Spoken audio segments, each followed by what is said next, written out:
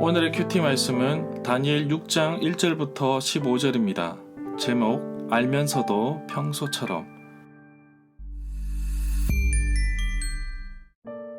먼저 앞뒤 문맥을 살펴보겠습니다.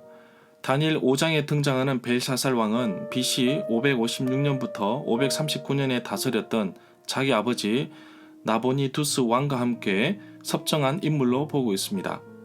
벨사살은 느부갓네살의 손자이고 바벨론의 마지막 왕 임금인 나보니드의 아들입니다.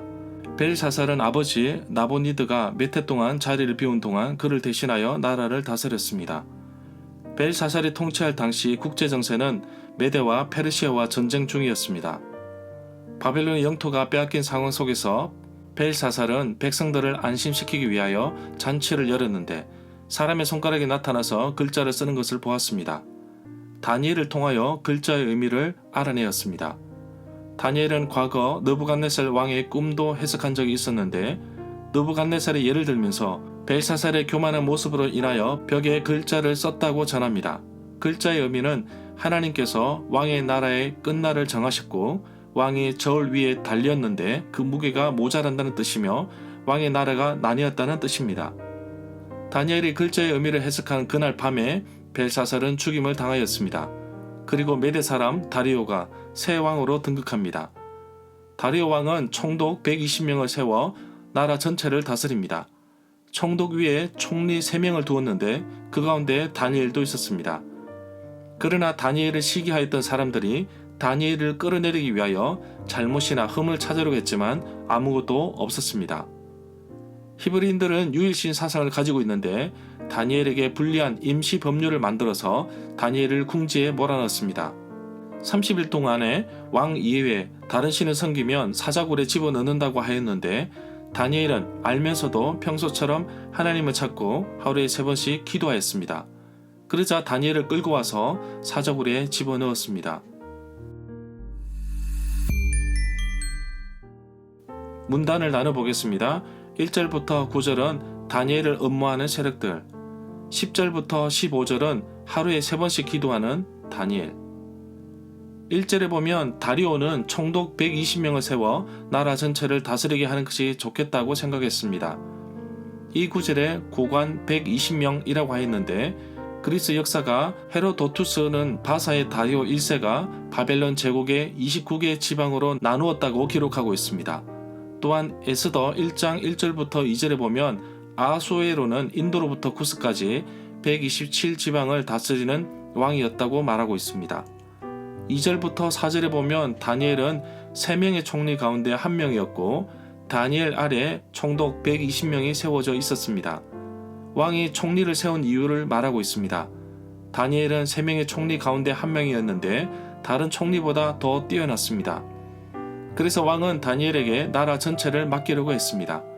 4절에 보면 얼마나 충성스럽게 일했는지 아무런 흠을 찾을 수 없었습니다. 7절부터 9절에 보면 이 구절에 누구든지 왕 이외 어떤 신에게나 라고 하였는데 다니엘의 적대자들이 한 요청은 왕을 신으로 만들고 왕에게만 기도해야 한다는 것이었습니다. 다리오 왕이 세운 법은 히브리인들의 유일 사상과 충돌하게 됩니다. 30일 동안 시행되게 될 임시법이지만 다니엘에게는 큰 어려움이었습니다. 10절에 보면 이 구절에 윗방으로 올라가 예루살렘으로 향한 창문을 열고 라는 말이 나오는데 이것은 2층 집의 위층이거나 지붕이 있는 방이었을 것으로 봅니다. 예루살렘을 향한 기도는 열왕기상 8장 33절, 35절, 38절, 44절, 48절과 역대하 6장 38절부터 39절, 시편 28편 2절에서 찾아볼 수 있습니다. 13절에 보면 이 구절에 하루 3번이라는 말이 나오는데 시편 55편 17절에서도 관련된 내용이 나옵니다. 이런 관습이 벌써 널리 시행되고 있었는지는 확실하지 않다고 할 수 있습니다. 시편 55편 17절 말씀은 저녁과 아침과 정오에 내가 근심하여 탄식하리이니 여호와께서 내 소리를 들으시리로다 라고 말씀하고 있습니다. 14절에 보면 이 구절에 왕의 법령을 세울 때 제대로 확인하지 않고 별다른 의심 없이 도장을 찍은 것으로 보입니다. 절마다 상세한 설명과 구절에서 그리고 핵심 내용과 중심 줄거리는 네이버 블로그에 올려져 있습니다. 내게 주시는 교훈입니다. 다니엘을 시기하고 끌어내리려고 했던 사람들이 음모를 꾸밉니다. 새로운 임시 법률을 만들어서 30일 동안 왕 이외에 다른 신을 섬기면 사자굴에 집어넣는다는 것입니다. 다니엘은 왕이 도장을 찍은 법을 알면서도 평소와 같이 하루에 3번씩 하나님을 찾고 기도하였습니다.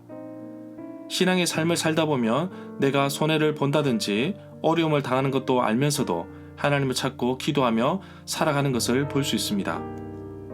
지금 당장 내 앞에 어려움이 보이나 하나님은 합력하여 선을 이루어 가십니다. 그렇기 때문에 하나님께 나의 삶을 맡기고 순종하며 살아갑니다. 사자굴에 던짐을 받게 될 것을 알면서도 평소처럼 하나님을 찾고 하나님께 기도하였던 다니엘을 보게 됩니다. 사자굴 같은 엄청난 두려움과 어려움이 내게 찾아올 수도 있습니다.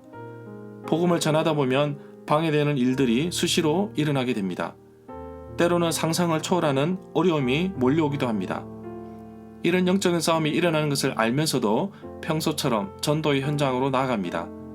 하나님께서 사자굴 속에서도 다니엘과 함께 하셨듯이 영적인 싸움이 치열한 전도의 현장에서도 함께 계심을 신뢰하며 나아갑니다.